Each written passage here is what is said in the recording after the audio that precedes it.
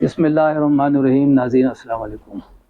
ناظرین، ہم نے ایک سلسلہ شروع کیا ہوا تھا جس پہ متضاد آراء سامنے آئی مسلمان بادشاہوں کے حوالے سے۔ کچھ لوگوں کا خیال ہے کہ یہ وقت کا ضیاع ہے اور اب لوگ اس قسم کی باتیں نہیں سنتے، لیکن بہت سے لوگوں کو جو مسلمان بادشاہوں کے سلسلے میں ہماری پہلی قسط تھی سلطان محمود غزنوی کے حوالے سے، وہ بہت سے لوگوں نے پسند کی، اور اسی سلسلے کی دوسری قسط کے طور پر آج ہم ایک اور عظیم مسلمان بادشاہ کا ذکر کرنا چاہیں گے۔ اس سے پہلے ناظرین میں چھوٹا سا ایک واقعہ سنانا چاہوں گا۔ فرشتہ، تاریخ فرشتہ میں درج ہے کہ ایک مرتبہ ہندوستان کے ایک بہت بڑے تاجر نے اپنے وقت کے بادشاہ سے یہ درخواست کی کہ وہ اس کے ساتھ ملاقات کرنا چاہتا ہے۔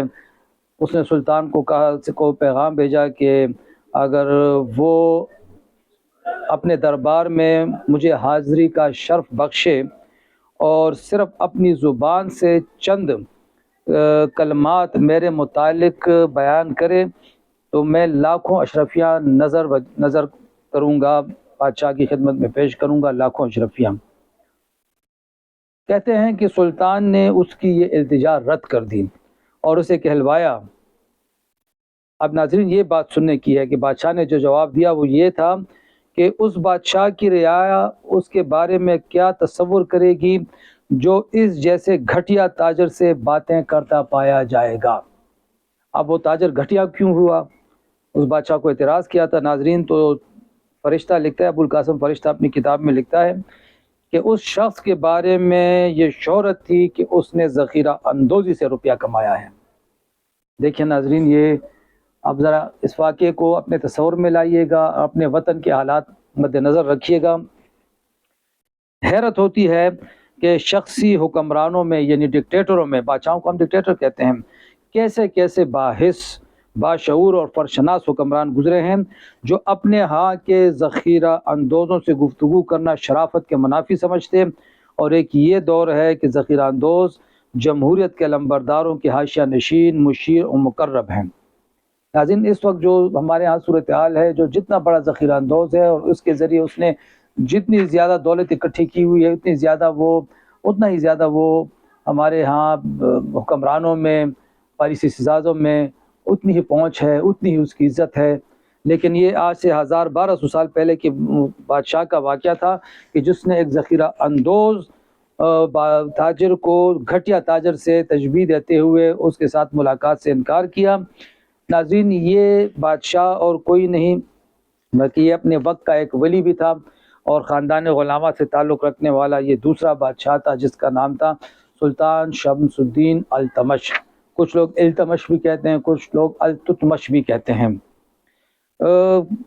التمش کے متعلق بھی آپ لوگوں کو پتہ ہے کہ غلام کی حیثیت سے ترقی پاتے پاتے بادشاہ بن گیا تھا، اور یہ اس کی ایک بہت بڑی خوبی یہ تھی کہ وہ نیکوکار تھا، نیک نفس تھا، پرہیزگار تھا اور سخی آدمی تھا۔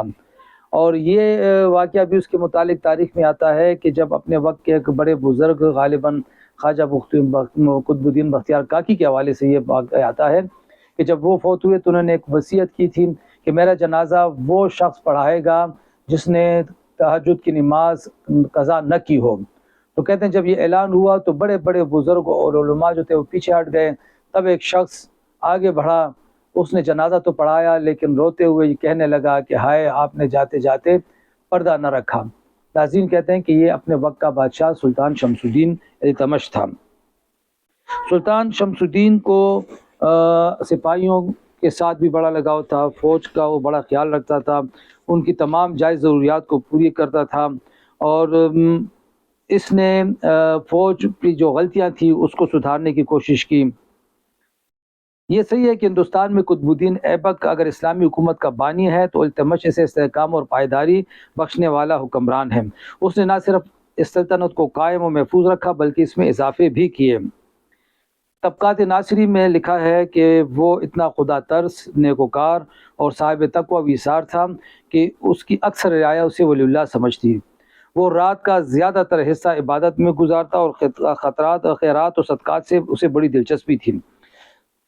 شمس الدین التمش کا ایک اور کارنامہ جو غالباً بر صغیر میں کسی بادشاہ کی طرف سے پہلا کارنامہ ہے، اس کے بعد کئی بادشاہوں نے یہ کام انجام دیا، وہ تھا اپنا اور رعایا کے درمیان ایک براہ راست تعلق جوڑنا۔ اس نے اس طرح کیا کہ وہ رعایا کے ہر شخص سے عدل و انصاف کا سلوک کرتا۔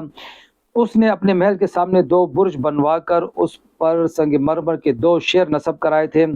دونوں شیروں کے گلوں میں گھنٹیاں بندھی ہوتی اور دن رات جس وقت بھی رعایا کے کسی فرد پر ظلم و زیادتی ہوتی، وہ ان گھنٹیوں کو بجا کر بادشاہ کو اپنے حال سے آگاہ کر سکتا تھا۔ کہا جاتا ہے کہ بادشاہ کے کان میں جب ان گھنٹیوں کی آواز جب بھی آتی، چاہے وہ کوئی بھی وقت ہوتا، خواہ وہ کسی بھی حال میں ہوتا، اٹھ کر باہر آتا اور مظلوم کے ساتھ انصاف کرتا۔ یہ اس کے بعد ہم نے تاریخ میں ہم نے کئی بادشاہ دیکھے جنہوں نے اس قسم کا وہ کیا، یعنی اس نے مظلوم کے اور اپنے درمیان جو بادشاہ کے درمیان جو پردہ تھا، جو فاصلے تھے، وہ جو رکاوٹیں تھی وہ ہٹا دی تھی۔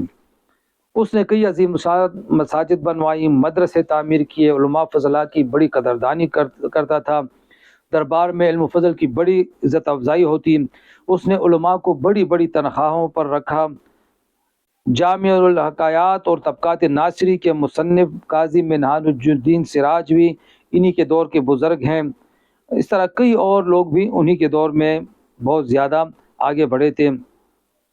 وہ درویشوں، صوفیاء اور اکابر علماء کے سامنے کبھی دوزان ہو کے بیٹھتا اور کبھی تو کھڑا ہی رہتا، بیٹھتا بھی نہیں۔ خصوصیت سے خواجہ قطب الدین بختیار کاکی سے تو اسے بے پناہ عقیدت تھی۔ وہ ان سے ہر بات میں مشورہ کرتا اور وہ اس کی رہنمائی فرماتے۔ وقت کے بڑے درویش اس کے دربار میں آتے اور ان کے ساتھ مل کر رات بھر عبادت کرتا تھا۔ یہی وجہ تھی کہ ان باکمال درویشوں کی صحبت نے اسے بھی درویش کامل بنا دیا تھا۔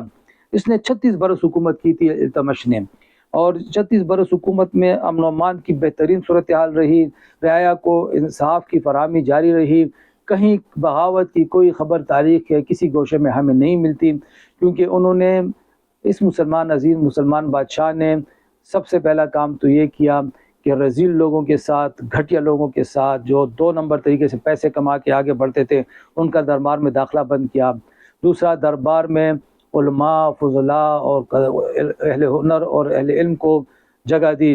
اور دوسری سب سے بڑی بات کہ انصاف کے حصول کو، انصاف کی فراہمی کو، مفت انصاف کی فراہمی کو، تیز تر انصاف کی فراہمی کو یقینی بنایا۔ اس لیے اس مسلمان بادشاہ کا نام ہندوستان کی تاریخ میں ہمیشہ زندہ رہے گا۔ خدا حافظ۔